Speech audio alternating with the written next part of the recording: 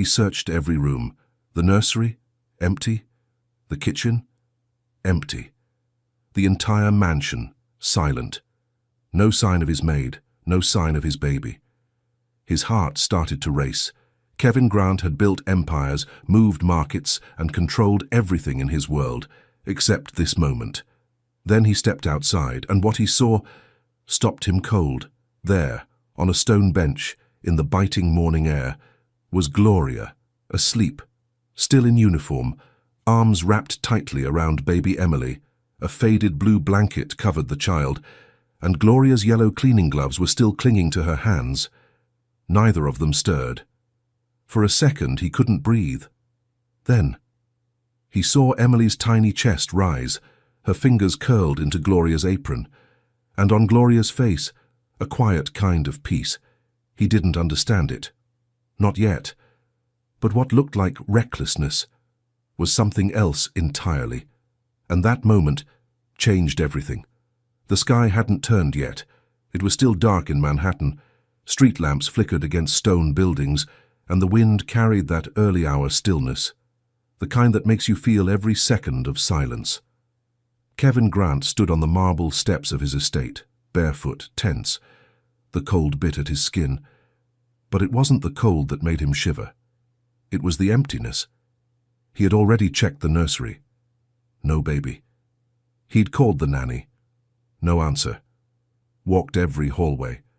But the one person who always kept things running, Gloria, his quiet, invisible maid, was nowhere to be found. Then, a flicker of movement near the garden. He stepped off the porch, heart pounding, breath shallow. It wasn't supposed to be like this, not in his house, not in his world. And then he saw her. Gloria, curled up on the garden bench, back leaned against the cold stone, eyes closed, breathing steady. In her arms, Emily. The baby was wrapped in an old blanket, tucked so closely into Gloria's chest it was hard to tell where one ended and the other began. Kevin froze. The yellow gloves were still on Gloria's hands, her head tilted back, her arm locked around the child like instinct, like protection. He took a step closer. No words, no reaction. Emily's fingers clung to Gloria's uniform, her tiny face nestled into the space just below Gloria's chin. Safe. Too safe for this to be an accident. Kevin didn't know why, he didn't know how. But he knew one thing, this wasn't neglect, it was love. Not the kind you buy, the kind you carry, even when it breaks you. And in that still, cold moment, everything Kevin believed about love, family, and what it means to protect something began to crack. But before we begin, click subscribe, like this video, and tell us where in the world you're watching from. I hope this story makes you believe that sometimes the people we overlook are the ones holding our world together. The air hung thick with silence, not peace, not calm, just that heavy kind of stillness you feel when something's not right. Kevin stood frozen beside the garden path, his breath caught halfway between fear and disbelief. Gloria didn't stir. Neither did the baby. He stepped closer. Slowly. The gravel crunched beneath his bare feet. The closer he got, the stranger it all felt. The bench was damp with morning frost.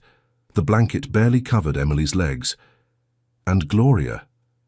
She looked like she hadn't meant to sleep, just hadn't had the strength to stay awake. Her arms were still wrapped around the baby, one yellow-gloved hand tucked under Emily's back, the other across her tiny chest, as if shielding her from the wind. Kevin's mind raced. Why was his daughter out here? Why didn't anyone wake him? Where was the stuff? Why didn't she knock on his door? But none of those questions made it past his lips, because in that moment, all he could see was the way Emily's small body rose and fell gently against Gloria's. Safe. He crouched beside them, carefully. His hand hovered near the child's back, unsure whether to lift her or let her stay. Gloria's eyes fluttered. She blinked, dazed, then saw him. She jolted upright, panic flashing across her face. "I'm sorry," she whispered, breathless. He held up a hand, not in anger, just confusion. "Why?" That was all he could manage. Gloria looked down at Emily, then back at him. Her voice cracked. "She was cold, sir. The heat, it stopped working. She cried for hours. I didn't know what else to do." She didn't defend herself. She didn't explain beyond that. She just said it. And Kevin, who had always believed every problem had a solution, every mistake a price, felt something inside him shift. Gloria wasn't trying to impress him. She wasn't even trying to be forgiven. She was just tired. Tired in a way no amount of sleep could fix. He looked at her one last time, really looked, at the circles under her eyes, at the trembling in her arms, at the way she hadn't let go of Emily, even in sleep. And for the first time in a very long time, he didn't feel rich, not at all. Kevin stood there, unmoving. The wind had picked up, brushing past the marble columns behind him, but his eyes stayed fixed on the yellow glove still resting against his daughter's back, and on the quiet woman who had been invisible in his home until this very moment. Gloria didn't look up again. She just sat there silent, arms still wrapped around Emily, like a mother clinging to something she couldn't afford to lose twice. Kevin swallowed hard. He didn't know what emotion was hitting him. Guilt, shock, or something far less familiar. All he knew was that he didn't want to raise his voice. Not here. Not now. He stepped back. Gently. His hand brushed across the top of the blanket, just enough to feel the warmth still trapped inside it. It wasn't much, but it had been enough to keep his child safe. And the gloves, still on Gloria's hands, bright yellow, a little torn at the fingertips, smudged with polish and dust. She hadn't even taken them off. Kevin's mind went back to the night before, the text from the staff group chat he hadn't answered, the subtle drop in the thermostat reading he'd dismissed. He remembered walking past the nursery door on his way out, hearing Emily cry and thinking she'd settle soon. He hadn't stopped. He hadn't checked. Now he was here, outside, barefoot, standing beside a bench in the freezing dark, watching the woman he paid to clean his house cradle the only thing in his life that ever truly mattered. Gloria finally spoke again. Her voice was barely a whisper. I didn't want her to cry anymore. She kept her eyes on the child. Not once did she ask for understanding. Not once did she explain herself with pride. She just sat there still, as if ready for whatever judgment would come next. Kevin took a breath, the kind that shakes a little on the way out. I didn't know the heat broke. Gloria nodded slowly. I called maintenance. No one came. A pause. You were at the gala. He didn't remember much about the fundraiser, only that the champagne had been warm and the conversations colder. I was going to rock her, Gloria said, just until she settled. Just for a few minutes. Her voice broke. I didn't mean to fall asleep. Kevin looked down at the child in her arms, now stirring softly, eyelids fluttering. He didn't have words for what he felt, only questions. And most of them weren't for her. They were for himself. He didn't ask her to stand, didn't tell her to explain. He just said quietly, "Come inside."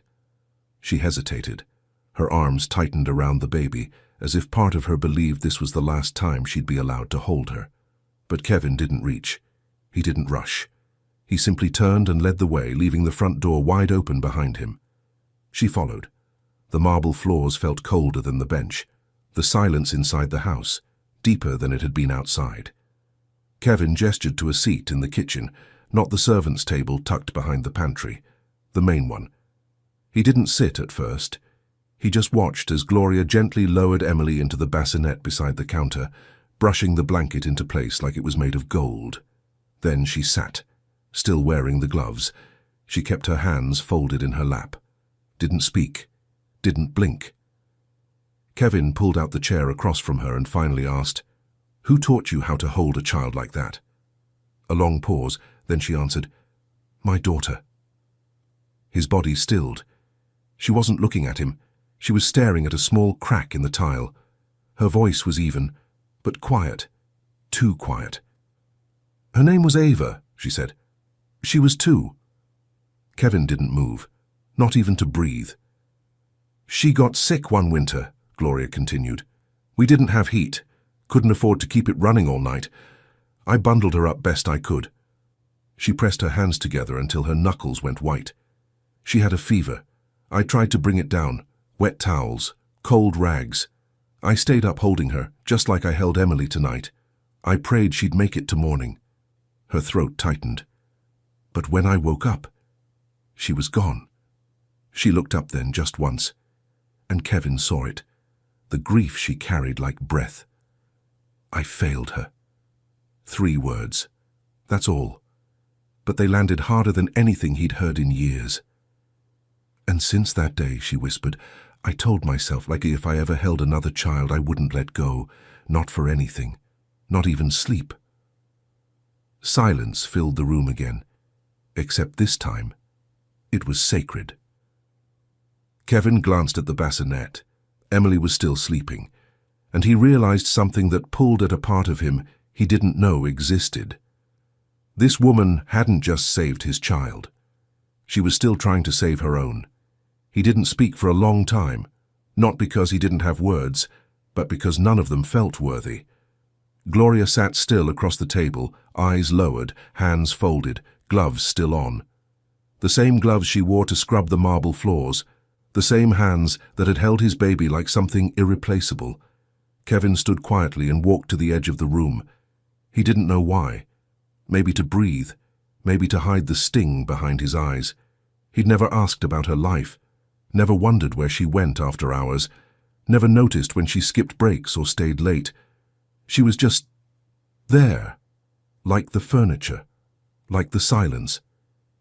But that morning something shifted. He found himself watching her.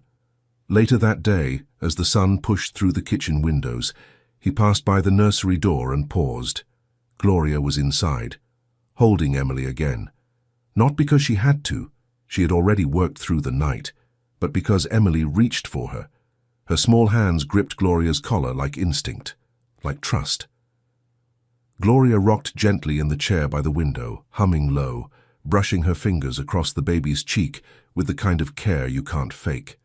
The kind that doesn't clock out. Kevin didn't go in. He just watched. He watched her fold baby clothes on the floor, one tiny sock at a time. Watched her pick up dropped toys with a patience no one taught her. Watched her rub circles on Emily's back until the child melted into her chest like she belonged there. That night he checked the time cards. Gloria hadn't taken a single day off in almost 7 months. No complaints, no requests. She just showed up, did her job, and somewhere in the cracks of routine, gave his daughter the one thing he hadn't: presence. He thought about the baby's first laugh. He hadn't been home. The first time she crawled. He'd seen it on a nanny cam. But Gloria, she was there. Always there. And for the first time in his life, Kevin Grant, who had built a life on strategy, data, and distance, felt completely, uncomfortably close. Not to failure, but to truth, because the woman he'd barely noticed had been holding his daughter's heart in her hands all along, and somewhere deep inside, he wondered how many more moments he had missed, because he hadn't known what love really looked like. The house was warmer now, not because of the heat, because Kevin had started noticing things. He walked slower through the halls, listened more during breakfast, found himself standing outside the nursery door more often than he used to. But while something in him was softening, not everyone in the house saw it that way. They saw Gloria, and they whispered, "She's too close to the child." Crossing lines. "She's the maid, not the mother." The words floated through the kitchen, folded into side glances, and carried by voices that never said anything to her face. But Gloria heard them. She always heard them. She moved a little quieter after that. Took longer to knock before entering rooms. Avoided eye contact when she handed Emily over. One afternoon, Kevin's sister stopped by. She was holding a glass of wine, eyes sharp. "You trust her too much," she said casually, like it was an observation, not an accusation. "She sleeps in staff quarters. She works all hours. You're blurring lines, Kevin."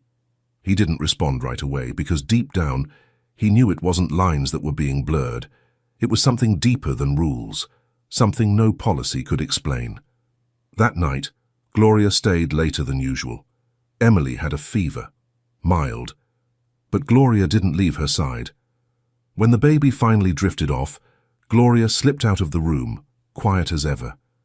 She walked down the hall, past the kitchen, and stopped, because there it was again, her name, spoken in a tone that wasn't kind. She thinks she belongs here. She's trying to be something she's not. Gloria didn't cry. She didn't go back to her quarters. She went to the laundry room, sat on the wooden bench near the dryer, hands folded, heart heavy. The next morning, Kevin found a note on the kitchen counter. It wasn't long. Just a thank you, a goodbye, and a quiet promise that she didn't want to cause trouble. Her small suitcase was already packed by the door. She didn't want to be talked about, didn't want to be a burden, didn't want to stay where she wasn't wanted.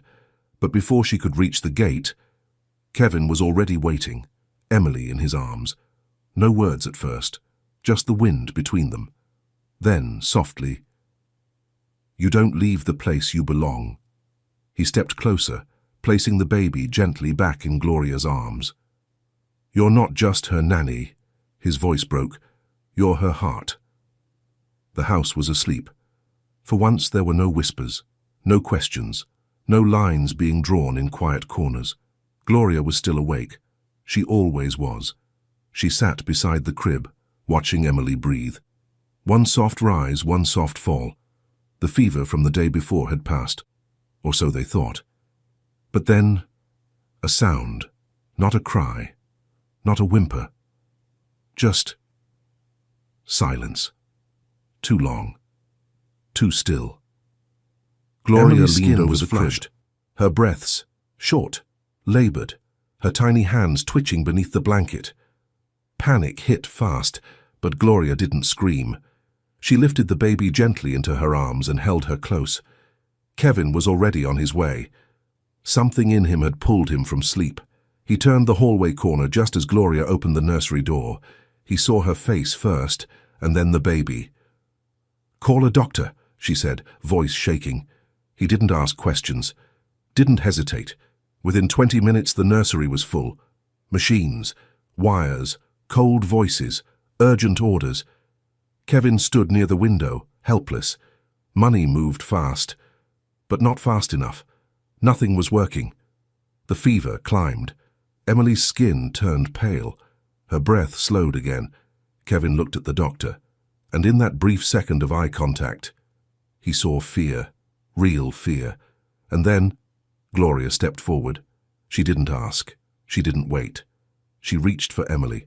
At first the nurse protested, but Kevin nodded. Let her. Gloria sat in the rocking chair, the same one by the window where she always sang. She held the baby tight against her chest, like that first night on the bench. Her voice cracked as she began to hum. Not a lullaby from a children's book, but a hymn. Old, southern, barely above a whisper. The same one she used to sing to Ava. Tears slid down her face onto Emily's tiny hands. Her voice trembled, but she didn't stop. She rocked and sang and prayed without words. Kevin stood across the room, frozen. The machines kept beeping. But something changed. Emily's chest began to rise a little steadier. Her skin flushed with warmth again. Her tiny fingers gripped the edge of Gloria's blouse. The fever so began to break. The doctor didn't speak. No one did. There was nothing to say. Because what had saved that child wasn't found in medicine or money.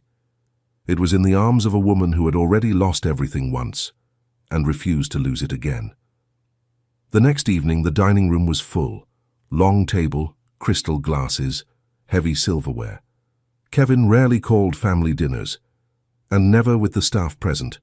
But tonight, everyone was there. His sister, his mother, his chief of staff, the housekeeper, the butler, and at the far end, Gloria, still in uniform, still unsure why she was seated among them. She sat with her hands in her lap, shoulders pulled in, as if she might vanish if no one looked directly at her. Kevin stood at the head of the table, silent. For a long time, no one spoke. Then, his voice cut through the air, low, steady. "Last night, My daughter almost died. Fawkes froze. Eyes turned. But she didn't, he continued. And not because of doctors, or machines, or anything I paid for. He looked at Gloria. She lived because someone loved her enough to hold her through it. The room shifted. Someone cleared their throat. Someone else stared at their plate. Gloria didn't move. She held Emily, Kevin said. When I couldn't. He paused. I was busy. With business. With events. With everything I thought made me important. He looked around the table. But this woman, his voice cracked slightly, held the one thing that truly mattered. And she did it not because it was her job, but because she loved her. A gasp. Somewhere near the middle of the table. But Kevin kept going. She wrapped my child in her arms and risked her own health to keep her warm. She stayed awake for nights. She listened when she cried. She sang to her, prayed over her. And his eyes returned to Gloria. Then he did something none of them expected. He walked to her side and knelt. Right there, beside the maid. The marble floor didn't matter. The room full of eyes didn't matter. He looked up at her, voice barely above a whisper. Thank you for saving my daughter. A pause. And for teaching me what it actually means to be a father. Gloria's lips parted, but no words came. Only tears.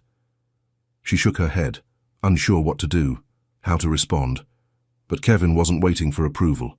He turned back to the table. She's not just the help, he said firmly. She's family. The room sat still. No one objected. No one dared. Because in that moment, even the ones who used to whisper finally saw her. The mansion felt different now. Not louder, not busier, just warmer. The silence that once echoed off marble floors was slowly being replaced by humming in the kitchen, by soft baby laughter, by the quiet rhythm of love settling into a place it had never been allowed to live.